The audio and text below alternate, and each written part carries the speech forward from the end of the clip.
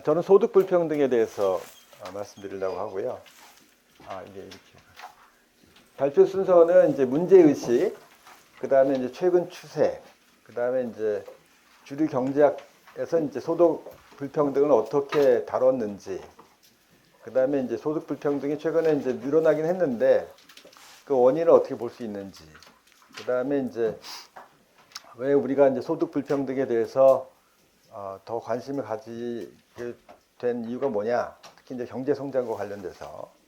그 다음에 이제 소득 불평등보다 제 생각에는 이제 계층 이등성이 더 중요할 것 같은데 그 문제에 대해서 좀 말씀드리고 결론과 정책적 시사점에 대해서 말씀드리도록 하겠습니다. 이거 잘 안 보이실 것 같은데 이게 최근에 한국은행에서 조사한 겁니다. 그래서 그냥 저는 이렇게 베껴가지고 이게 좀 뚜렷하게 베껴지지가 않았는데 간단히 말씀드리면 여기서 지금 그 최근 10년 동안 이 불평등에 대한 일반인들의 인식에 대해서 서베이를 했습니다. 근데 지금 보시면 최근 10년간 그 불평등이 심화됐다고 하는 사람들이 한 84% 이상, 80% 이상이 그렇게 느끼고 있고, 그 다음에 앞으로도 이제 그럴 거다라는 게 오히려 더 많습니다. 그래서 87% 향후 10년간 그럴 거다 이렇게 이제 말하고 있고, 그 다음에 이제 이거가 계층 이동성에 대한 얘기인데 이 소득 불평등을 이제 극복하기가 참 어렵다. 계층 이동성이 낮아서 그게 한 70% 되고, 그 다음에 이제 자녀 세대가 이제 나보다 나을 거냐 했을 때 오히려 못하다 하는 사람들이 더 많은 이런 상황입니다. 그래서 이게 이제 소득 불평등에 대해서 일반인들이 굉장히 심각하게 생각하고 있다. 이걸 이제 나타내고 있고요. 근데 이제 사실 보면 소득 불평등만 가지고 보면 이제 최근에는 뭐 정책 대제의 감소 추세고, 근데 반면에 이제 두 번째 발표에서 말씀할 거지만 이 자산 불평등은 오히려 더 커지고 있는 그런 상황은 맞는 것 같습니다. 그래서 이게 지금 그 상위 1%하고 이제 상위 10%가 그 전체 소득에서 차지하는 비중인데요. 이게 이제 소득 불평등을 나타내는 비중인데, 역시 이제 우리나라 이 외환위기 이때부터 이제 하여튼 소득 불평등이 굉장히 나빠지기 시작을 했습니다. 그러니까 어떤 걸로 보든 이 소득의 집중도가 커졌고, 근데 이제 이게 그 다른 나라하고 이제 비교한 건데, 이 빨간색이 이제 한국이고요. 사실 이 소득 불평등이나 뭐 자산 불평등 보면 미국이 압도적으로 높습니다. 아무래도 뭐 그런 사회 보장 제도 같은 것도 덜 갖춰져 있고, 그래서 그런지 하여튼 소득 불평등가 제일 높은데, 그리고 시장 작동도 잘 되고 있고, 그래서 시장에서는 사실 상당히 잘 나가는 사람만 잘 나가고 그러지 않겠습니까? 그래서 그런 경향이 높고, 근데 이제 한국은 상당히 이제 낮은 쪽이었는데 예전에는, 근데 아까 말씀드린 것처럼 97년 이후로 이제 많이 높아져서, 이게 빨간색이 한국인데 이 다른 주요 선진국보다 오히려 이제 높은 상태가 있습니다. 계속 높아지지는 않았는데 높은 상태로 이제 보이기도 하더라고요. 그래서 지금 여기 나머지 나라들이 이제 영국하고 프랑스하고 일본인데 거기보다 좀 높은 그런 상태입니다. 지니 계수도 보면 아까 말씀드린 대로 이 외환위기 이후 97년 IMF 위기라고 얘기를 하는 그때부터 이제 높아지기 시작했는데, 사실은 2010년서부터 보면은 그때부터는 이제 정체되거나 오히려 이제 낮아지고 있는 그런 상태다, 이렇게 볼 수 있겠습니다. 다른 나라랑 비교했을 때 보면 이게 이제 미국이고요. 빨간색이 한국인데, 아까 말씀드린 것처럼 과거에는 이제 상당히 낮은 상태였는데 최근에 와서 이제 높아져가지고 이 문제가 이제 더 심각해졌다, 이렇게 볼 수 있고, 또 하나 이제 한국하고 관련돼서 이제 많이 말씀하시는 것이 이게 이제 한국은 두 군데가 있습니다. 한국에 이제 데이터가 두 가지 있기 때문에 가계 동향 조사하고 이제 가금복이라고 해서 두 가지 조사를 통해서 이제 소득 불평등을 계산하고 있는데, 네모난 게 이제 세 전이고, 그 다음에 이제 이 막대기 같이 되어 있는 게 이제 세후입니다. 그래서 이제 세금하고 뭐 이런 걸 다 하고 나서 소득 불평도가 얼마나 줄었는지를 나타내는 게 이제 요거의 격차인데, 보시면 뭐 어떤 거를 하든 이 격차가 제일 작은 나라가 이제 한국이다. 그래서 이제 실제로 그 정부가 이제 소득 재분배하는데 큰 역할을 못한다, 이런 비판이 많이 있었습니다. 근데 물론 이제 한국이 그 유럽 국가들에 비하면 뭐 세금 수준도 낮고 사회복지 지출도 낮아서 이제 그런 측면이 있지만, 사실 그 중에 이제 가장 큰 이유 중에 이따 또 얘기를 하겠습니다만, 고령층이 이제 연금이 없이 우리가 시작을 했습니다. 그래서 고령층의 이제 빈곤화가 굉장히 낮은 상태고, 그것이 해결이 안 되기 때문에 그런 측면이 있고요. 그리고 한국은 이제 그 현금 그런 어떤 재분배 외에도 사실 현물 보조 형태로 이제 재분배가 있습니다. 근데 이건 잡히지가 않죠. 그러니까 주로 뭐 교육이라든가 보건 또는 주거 지원 이런 쪽에 이제 현물로 그 지원이 있는데, 그것들은 이제 잡히지 않았다, 이런 문제가 있겠습니다. 근데 이제 자산 불평도를 보면, 아까 이제 2010년서부터 소득 불평도는 이제 줄거나 이제 정체하거나 이제 줄었는데, 자산 불평도는 이제 계속 늘어나고 있죠. 이거 아마, 근데 이제 이 자산 불평도를 다른 나라랑 비교해 보면 역시 이제 미국이 제일 높고요. 그리고 한국이 이제 다른 나라에 비해서 약간 높은 정도, 이렇게 보입니다. 근데 이제 우리나라 자산 불평도가 왜 높으냐? 그 중에는 뭐 부동산입니다, 결국은. 우리 뭐 자산이라고 해봤자 결국 부동산이 차지하는 비중이 75%이기 때문에 자산 불평도면 이제 부동산 불평도다, 이렇게 얘기할 수 있고요. 그래서 이제 실제로 연구한 거에 따르면 이 부동산 가격 상승 때문에, 사실 부동산 가격 상승도 캐피탈 게인이니까 소득에 잡혀야 되는데 소득에는 안 잡히죠. 그래서 이제 그걸 포함하면 사실 소득 불평도도 사실 더 늘어날 수 있는데, 그거는 이제 데이터는 안 잡혔고, 근데 자산 불평도에는 잡히죠. 근데 그런 것들이 이제 상당히 크다. 그게 이제 결정적인 역할을 한다, 이렇게 볼 수 있겠습니다.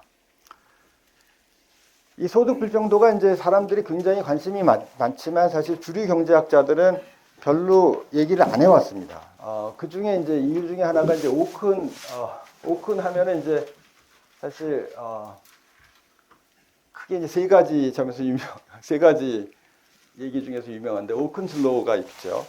그다음에 이제 포텐셜 GDP 얘기를 한 사람도 오큰이고, 그다음 세 번째로 유명한 말이 이제 빅 트레이드 오프라는 건데, 그 책 제목도 그렇습니다. Equality and Efficiency, The Big Trade-off라고 하는 책을 썼는데, 거기서 이제 efficiency하고 이제 equality하고 이제 트레이드-오프가 있다는 거죠. 그래서 효율성을 추구하는 과정에서 이게 불평등이 이제 어쩔 수 없이 나타나는 건데, 이거를 이제 완화하다 보면 이것이 이제 왜곡을 가져올 수 있다, 이런 부분을 이제 지적을 했습니다. 그래서 이제 이거를 그러니까 이런 그 불평등을 제거하는 과정이 상당히 부작용을 가져올 수 있다, 어떻게 보면. 그래서 그런 부분을 이제 강조를 했고요. 그 다음에 이제 쿠츠네츠 커브도 이제 한 몫을 했는데, 쿠츠네츠는 사실 경제 발전 초기에 이 소득 불평등이 이제 커지지만, 그것이 이제 이 산업화가 완전히 되면 거의 이제 사라질 수 있다, 이렇게 생각했습니다. 그러니까 왜 이러냐면, 초기에는 이제 농업에 있잖아요. 근데 농업에 있던 사람들이 이제 산업 쪽으로 가면 농업에 있는 사람하고 산업 사이에 이제 격차가 있어서 처음에는 이제 소득 불평등이 커지지만, 모든 사람들이 이제 산업화로 되고 이제 농촌에 남아 있는 사람은 거의 없잖아요. 그렇게 되고 나면 이제 사실 소득 격차가 이제 완화될 수밖에 없다, 결국에는, 이런 얘기를 했죠. 실제로 제가 데이터를 보면 쿠츠네츠 커브와 비슷한 형태가 나옵니다. 이게 무슨 얘기냐면, 이게 이제 1인당 GDP, 거의 모든 나라들 찍은 건데, 1인당 GDP가 이제 오른쪽에 이제 소득 불평도도 이걸 나타내는 건데, 이렇게 이제 경제가 발전함에 따라서 소득 불평도가 좀 높아졌다가 이제 이게 완화되는 그런 경향을 봅니다. 그리고 이제 한국은 이거 빨간색으로 나타냈는데 한국이 상당히 우리가 발전하면서 소득 불평등도가 악화되지 않은 굉장히 그 예외적인 나라 중에 하나입니다. 근데 최근에 와서는 이제 비슷해졌죠.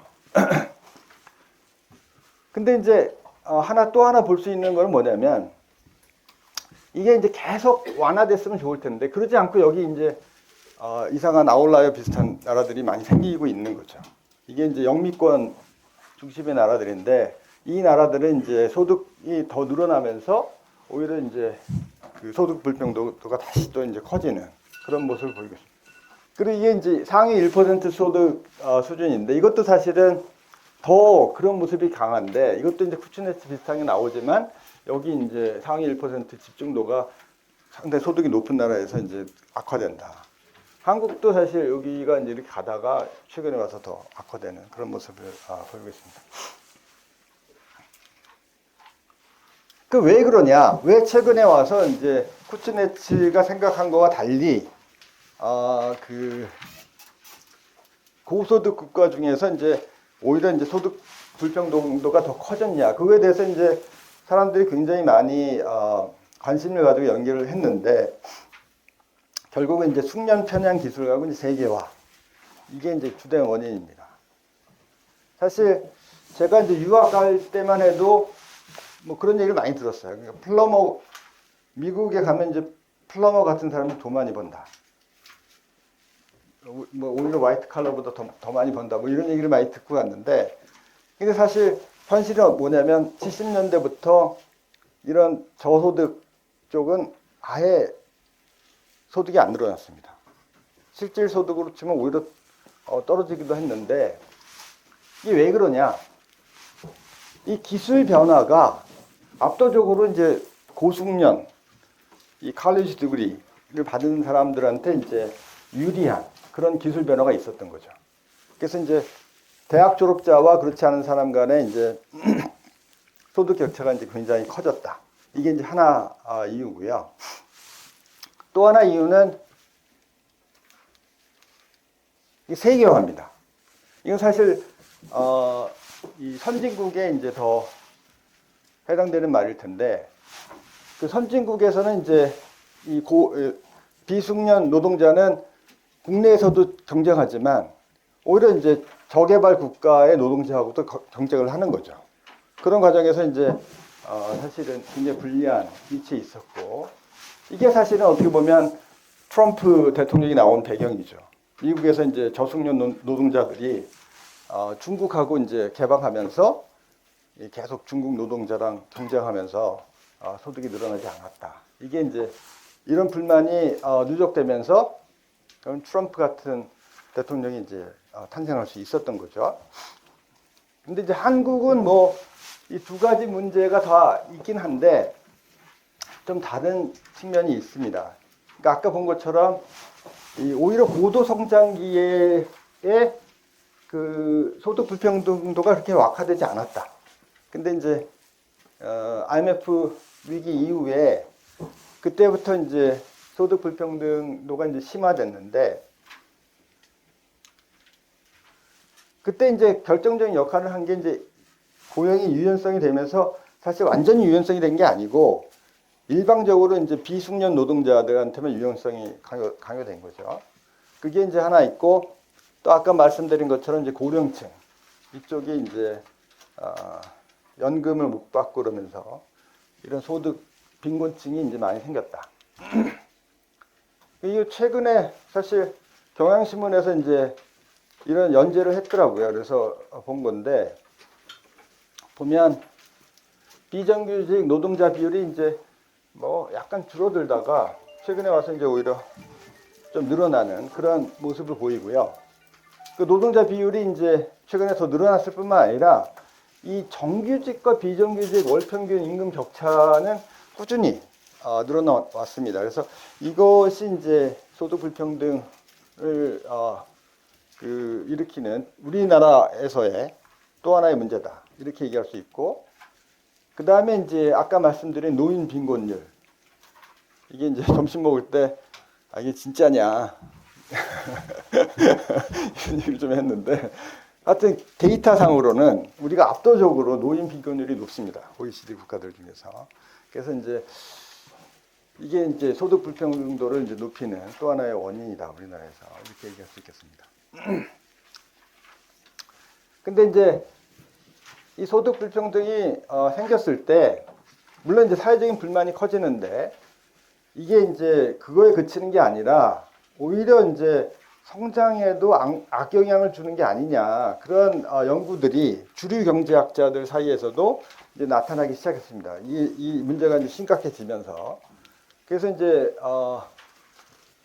물론 이제 소득 불평등 자체가 이제 긍정적인 효과는 분명히 있죠. 인센티브라든가 기업가 정신, 이게 이제 아무래도 뭐 격차가 있어야 뭔가 해보려고 하지, 다 똑같이 가면 누가 열심히 일하겠습니까? 그리고 이제 어떤 효율적인 자원 배분 효율성 같은 것도 이제 강화하다 보면 이제 자연스럽게 소득 불평등도 생기고, 그 다음에 이제 고소득층이 아무래도 이제 이 한계 소비 성향이 작으니까 저축도 많이 하고 그것이 이제 투자로 연결될 수 있다. 뭐 여러 가지 소득 불평등의 긍정적인 효과가 이제 강조를 됐었는데, 2000년대 들어서 이제 피케티, 뭐 다 아시겠지만 피케티서부터 해가지고 사즈 뭐 이런 사람들이 이 소득 분배가 너무 악화되고 있다, 이런 얘기를 이제 하기 시작했고, 그것들이 이제 많은 사람들의 들여다보니까 정말 사실이다, 이런 얘기를 이제 하기 시작했습니다. 그리고 이제 결정적으로 2008년에 이제 글로벌 금융위기가 왔잖아요. 그랬을 때 이제 이 글로벌 금융위기의 원인으로 이 소득 불평등을 이제 제기하는 사람도 생겼고, 그리고 더 나가서 이게 이제 성장에 안 좋다, 소득 불평등이 그냥 놔두면 오히려 경제가 성장하는데도 안 좋다, 이게 이제 주로 IMF 경제학자들 중심으로 그런 그 불만들이 이제 제기되기 시작했습니다. 그러면 왜 소득 불평등의 그 상승이 경제 성장을 낮추느냐? 첫 번째는 이제 이 소득 불평등이 커지면 가난한 학생들이, 가난한 집에서 태어난 사람들이 이제 교육을 못 받는 거 아니냐. 그래서 이제 인적 자본의 축적이 이제 져야 된다. 그리고 이제 사회 불안도 커지고, 이게 이제 정치적 불안으로 가면, 사실 정치적 불안이 아무래도 이제 불확실성 늘리고 그러면은 투자 같은 것도 안 하게 되지 않겠습니까? 이제 그런 문제도 있고. 그 다음에 이제 이게 소득 불평등을 결국은 이제 뭔가 이제 해결하는 과정에서 이제 왜곡이 많이 생긴다. 그리고 이제 아까 말씀드린 것처럼 이 글로벌 경제 위기 자체가 그 소득 불평등 때문에 생긴 거 아니냐. 사실 그거를 처음 주장한 사람이 라잔 교수거든요, 시카고 대학에. 그래서 그분들은 이제 이런 위기 가능성이 소득 불평등도가 이제 커지면서 생긴다. 그리고 이제 그거를 해결하기 위해서 정부가 이제 개입하게 되는데, 그게 이제 사실은 서프라임 모기지 쪽으로 국가가 이제 서브시디를 자꾸만 주니까 그쪽에 이제 은행들도 이제 계속적으로 자금을 대주고, 그런 과정에서 결국은 부실이 커지면서 이제 글로벌 금융 위기가 왔다. 이게 이제 라잔의 스토리입니다. 그래서 이런 것들 때문에 이제 소득 불평등이 커지면 경제 성장에 오히려 안 좋다, 이런 얘기들이 등장하게 됐습니다. 그래서 이거를 이제 어떻게 이제 해결해야 될 거냐라는 게 이제 중요한 이슈인데, 이거를 해결하는 게 이제 정부가 나설 수도 있지만, 사실은 이제 자연스럽게 이제 시장에서 해결될 수 있는 그런 메커니즘을 우리가 좀 더 강화하자, 이런 생각도 있을 수 있을 것 같습니다. 그게 이제 계층 이동성을 강조하는 건데, 이게 이제 계층 이동성이 뭐냐면, 우리가 이제 좀 소득이 낮은 데서 출발을 해도 자기의 노력에 따라서 상향 이제 이동할 수 있는 가능성이 이제 커지게, 특히 이제 자신이 능력이 있다면 그 능력과 노력이 뒷받침되면 그것이 이제 사회에서 인정을 받아서 소득을 높일 수 있는 그런 상황이 이제 계층 이동성이 높은 사회다. 그랬을 때 지금 당장은 불평등이 크더라도 만약에 이제 계층 이동성이 높다면 사람들은 이제 희망이 있을 거 아닙니까? 내가 노력을 하거나 그런 통해서 이제 상위 계층으로 이동할 수 있다고 생각한다면 이 상황을 그냥 불만으로 그냥 가만히 불평만 하기보다는 좀 더 노력할 그런 동기부여가 생기고 그걸 통해서 이제 열심히 일하는 과정에서 사회적으로도 이제 성장할 수 있는 그런 상황이 이제 계층 이동성이 높은 나라다.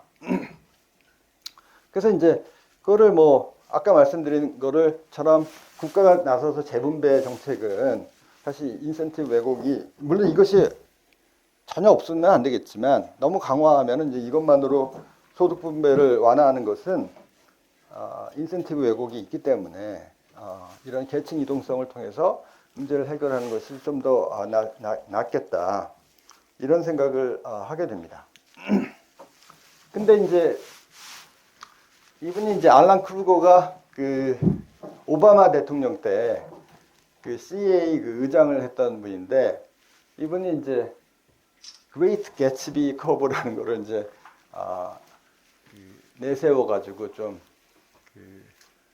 이 문제가 아주 많은 사람의 이제 주목을 끌었는데 물론 이제 알란 크루거가 뭐 굉장히 뭐 그 유명한 경제학자고 뭐 업적도 많고 사실 일찍 죽어서 그렇지 데이비 카드는 이제 노벨상을 받았잖아요. 그래서 아마 이제 살아 있었다면 데이비 카드하고 이제 같이 노벨상을 받았을 텐데 아쉽게도 이제 이분이 자살을 했습니다. 그래서 일찍 돌아가셔가지고 물론 자신의 연구는 아닙니다. 근데 이거를 이제 대중화한 사람이죠.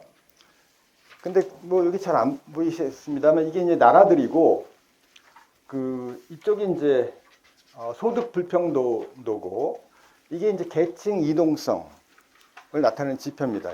일라스티시티 가지고 이제 부모하고 자녀 사이에 이제 소득의 일라스티시티를 계산한 건데 보시면 그러니까 그것이 이제 이 높을수록 이게 소득 일성이 안 좋은 건데 이걸 보면은 소득 불평등도가 높은 나라가 계층 이동성도 낮다. 이게 이제 그레이트 개츠비 커브의 의미입니다. 이 개츠비라는 사람이 뭐 소설을 읽어보신 분들은 아시겠지만 그 우리나라 말로는 이제 흑수저에서 출발을 해가지고 아주 그냥 신분 상승을 한 사람이잖아요. 그 소설책에 보면.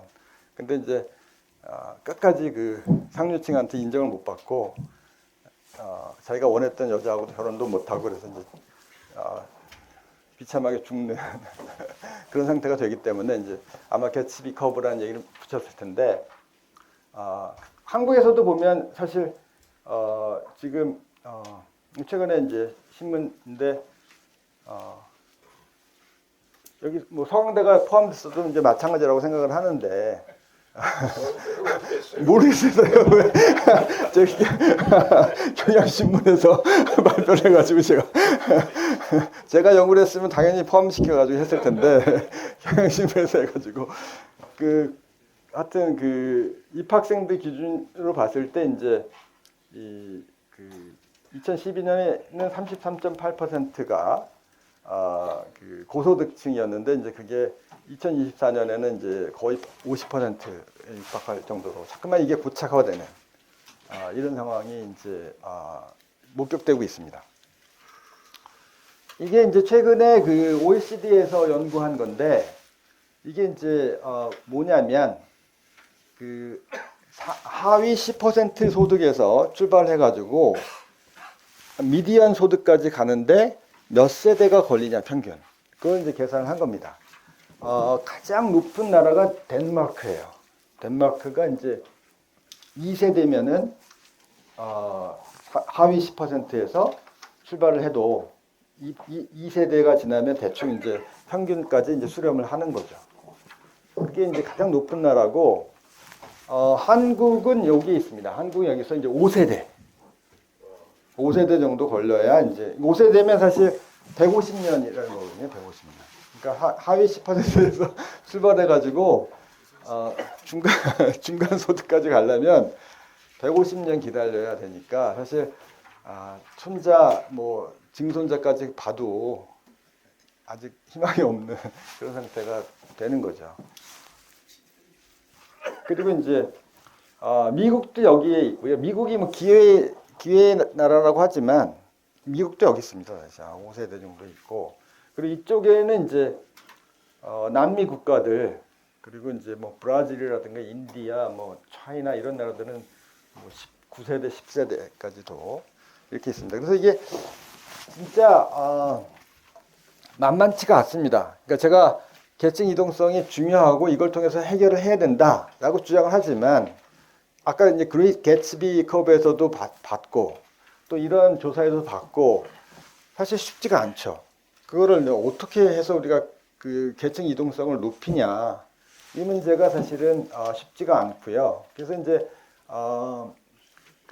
이 계층 이동성을 높이기 위해서 여러 가지 이제 제안들이 있는데 제가 몇 가지만 여기 소개를 했습니다. 첫 번째는 뭐니 해도 이제 교육 기회고요. 이 교육 기회를 이제 부여해서 잠재력이 뛰어난데도 교육을 받지 못해가지고 이제 좌절하는 그런 경우는 이제 줄여야겠다. 이게 이제 첫 번째 방안이라고 할 수 있고, 그걸 위해서는 이제 공교육을 질을 확대해야 되는데 우리는 이제 사교육이 워낙 압도적으로 아까 이제 고소득층이 이제 주요 대학교에 이제 많이 가는 이유가 결국 이제 사교육을 할 수 있는 여력이 이제 그 사람들밖에 없으니까 그렇게 되는 거 아니겠습니까?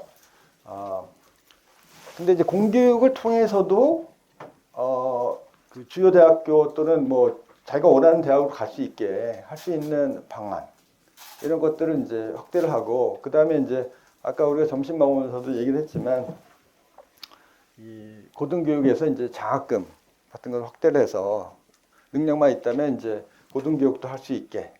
지금 아까 얘기한 거 보니까 뭐 9등급까지 요새는 그 국가장학금을 주고 있어가지고 사실 우리나라는 뭐 그런 면에서 이제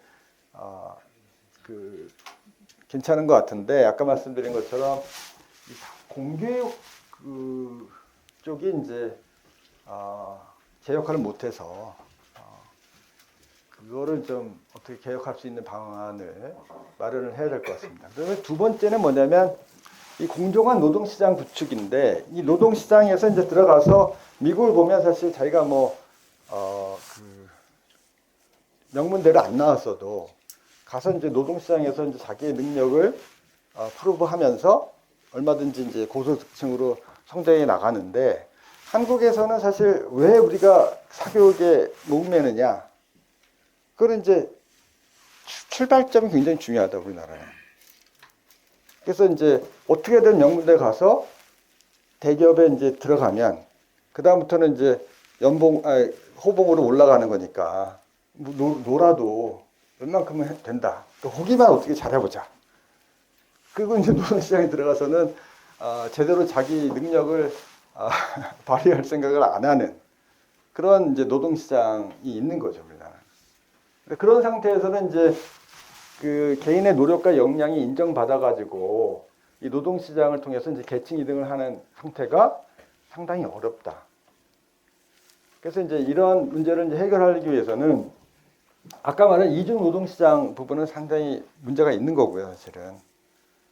처음에 비정규직이면 계속 비정규직에 남아가지고 아무리 능력을 발휘해도 정규직으로 가기 어렵고, 이런 상태에서는 계층 이동성이 높아질 수가 없는 거죠. 그래서 그런 부분들을 이제 우리가 이제 개혁을 해야 된다. 그리고 이제 마지막으로 이제 사회 안전망인데, 이거는 이제 누구든 뭐 재수가 없을 수가 있으니까요. 뭐 갑자기 아플 수도 있고. 근데 그것 때문에 이제 한번 망가지면 다시는 이제 제기를 못 한다.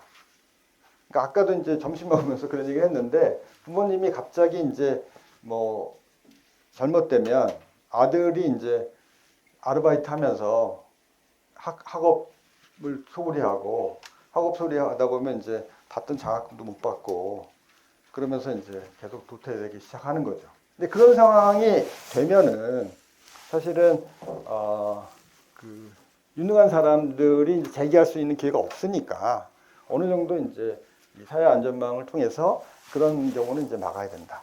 이런 말씀을 드릴 수 있겠습니다. 그래서 이런 정도가 이제 많이 거론되고 있는 그런 이제 방안이라고 하겠습니다. 제가 이제 30분 정도 발표하기로 돼 있어가지고 이 정도 발표를 해야 될 것 같은데요. 제가 결론만 말씀드리면 이제 아까 말씀드린 대로 소득 불평등이 자체는 사실은 우리가 생각하는 것보다는 최근에는 이제 그렇게 증가하지는 않고 오히려 감소하는 측면이 있다. 근데 문제는 뭐냐면 사실 맨날 우리가 얘기하는 게 이제 부동산 얘기 아닙니까? 누가 돈 많이 벌었다 했을 때는 뭐 그 연봉이 높다 이런 얘기보다는 사실 누가 이제 어디 집 사가지고 돈 많이 벌었다. 그게 이제 많이 회자되는 거고 그게 이제 소득 불평등으로 사람들은 인식을 하는 거죠, 사실. 그래서 이제 불평등도가 이제 는다 뭐 이런 생각을 이제 하게 되는 거고. 근데 이제 아까 그 소득 자체의 불평등 원인은 이제 아까 설명을 했고. 그리고 이제 최근에 와서 이제 이 소득 불평등이 이제 여러 가지 부정적인 측면이 있기 때문에 어떻게든 이걸 개선하려고 하는데 이게 이제 쉬운 건 아니죠. 여러 가지 부작용도 있을 수 있고 아까 말한 것처럼 이제 계층 이동성을 높이는 거가 이제 사실은 답인데 이게 그 계층 이동성이 그 높아지게 하기가 실제로 이제 쉽지가 않아서 아까 이제 개츠비 커브에서 보듯이 소득 불평등도가 높은 나라일수록 계층 이동성도 사실은 낮은 게 맞다. 이렇게 이제 설명을 할 수 있고요. 하지만 그래도 이제 여러 가지 방안을 통해서 계층 이동성을 높이는 어떤 방안을 마련하는 것이 우리가 노력해야 될 방안이 아닐까 이런 생각을 했습니다. 네, 이상으로 질문을 마치겠습니다. 감사합니다.